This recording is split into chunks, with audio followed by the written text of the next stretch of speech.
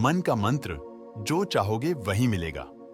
अपने मन में जिस चीज का विचार करोगे वही चीज तुम्हें मिलना शुरू होगी।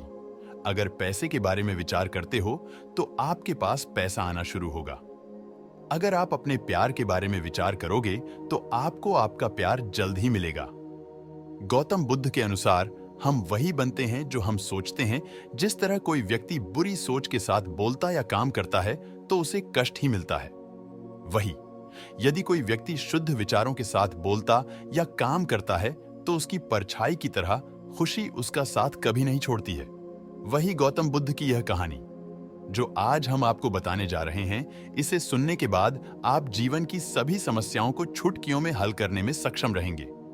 दोस्तों, एक बार की बात है, महात्मा बुद्ध प्रवचन दे रहे थे। प्रवचन में आसपास के बहुत से लोग शामिल थे। सभी लोग ध्यान से बुद्ध को सुन रहे थे। कुछ देर में प्रवचन समाप्त हो गया। तब लोगों ने बुद्ध को प्रणाम किया और अपने अपने घर को चल पड़े। पर एक यह युवक वहां पर ही बैठा रह गया।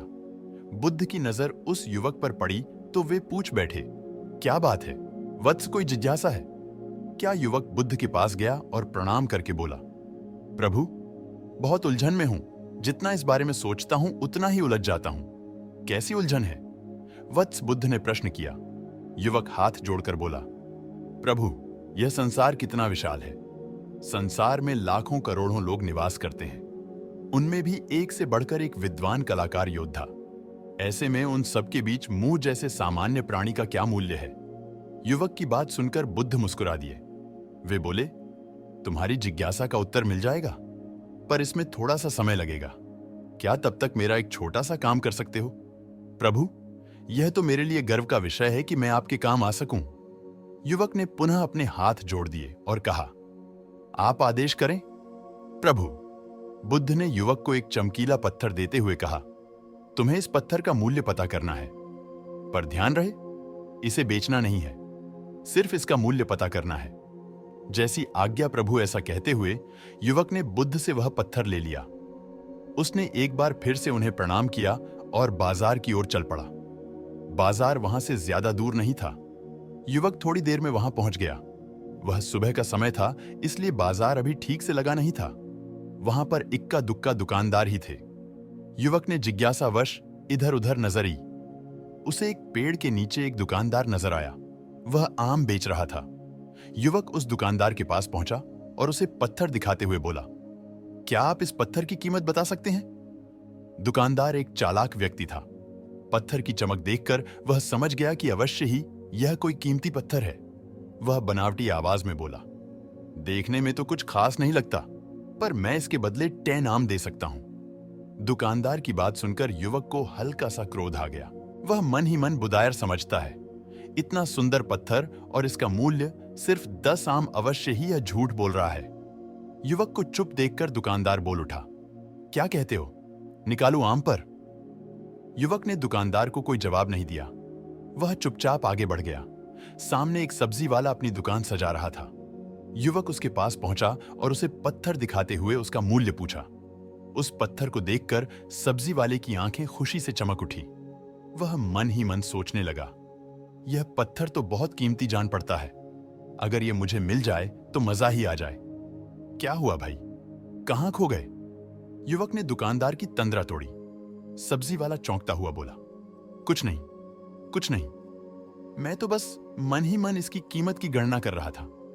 वैसे मैं इस पत्थर के बदले एक बोरी आलू दे सकता हूं। सब्जी वाले के चेहरे की कुटिलता देखकर युवक समझ गया कि यह दुकानदार भी मुझे मूर्ख बना रहा है। मुझे किसी और से इसका मूल्य पता करना चाहिए। यह सोचता हुआ युवक आगे बढ़ गया। सब्जी वाले दुकानदार ने युवक को पीछे से आवाज लगाई, क्या हुआ भाई? अगर आपको यह मूल्य कम लग रहा है तो बताएं तो सही, मैं इसे बढ़ा दूंगा। पर युवक ने उसकी बात पर ध्यान नहीं दिया। वह अब इधर उधर किसी ऐसे व्यक्ति को खोजने लगा जो जानकार हो और उस पत्थर की सही मूल्य बता सके।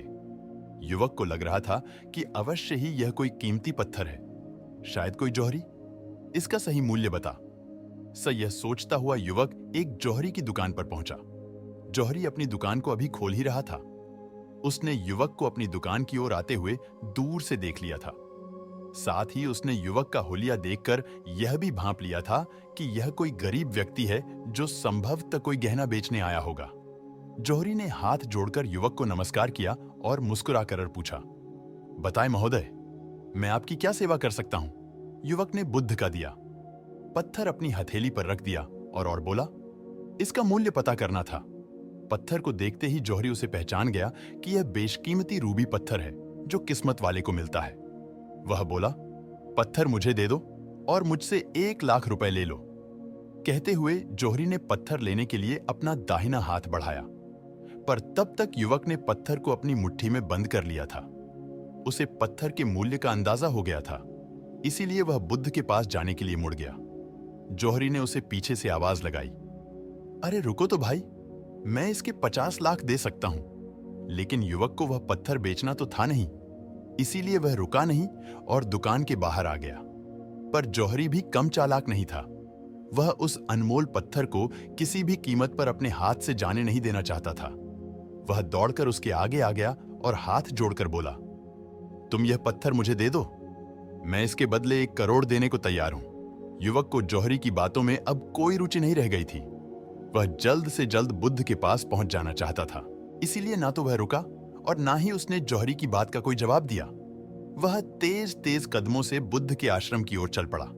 जौहरी ने पीछे से आवाज लगाई, यह अत्यंत मूल्यवान पत्थर है, अनमोल है, तुम जितने पैसे कहोगे मैं दे दूंगा। यह सुनकर वह युवक परेशान हो गया। उसे लगा कि कहीं पत्थर के लालच में जौहरी उसे पकड़कर जबरदस्ती ना करने लगे, इसलिए वह तेजी से आश्रम की ओर दौड़ पड़ा। युवक जब बुद्ध के पास पहुंचा तो वह बुरी तरह से हाँफ रहा था।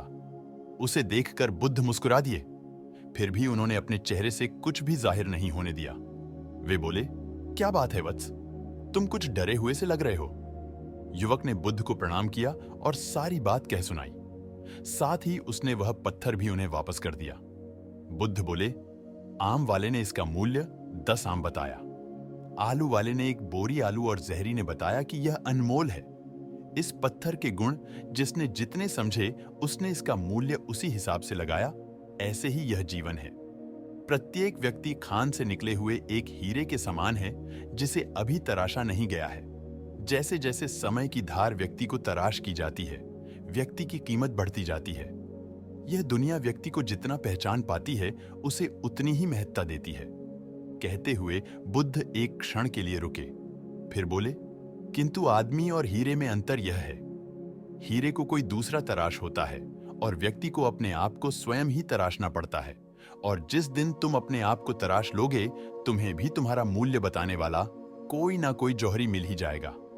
गौतम बुद्ध उस लड़के को यह सीख देना चाहते थे कि जो इंसान अपने मन में खुद के बारे में विचार करता है, वह व्यक्ति उसी के समान बनता जाता है।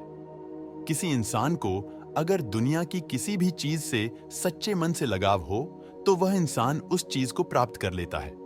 वही जो इंसान अपनी मन छाई चीज को प्राप्त करने में असमर्थ है, उस इंसान ने अपने मन में सच्चे भाव से उस चीज को चाहा नहीं होता है। वही दोस्तों, गौतम बुद्ध की इस प्रेरणादायक कहानी को आप अपने मित्रों के साथ शेयर जरूर कीजिए, ताकि उन्हें भी गौतम बुद्ध के असल ज्ञान के बारे में पता चल सके। और कमेंट बॉक्स में नमो बुद्धाय लिखना ना भूलें। नमो बुद्धाय। अगर ये कहानी आपको पसंद आई तो एक लाइक जरूर दें और कमेंट करें कि हम किस टॉपिक पर एक नई मोटिवेशन वीडियो लेके आएं। और हमारे YouTube channel Adhyatma a tale of life को सब्सक्राइब करें। धन्यवाद।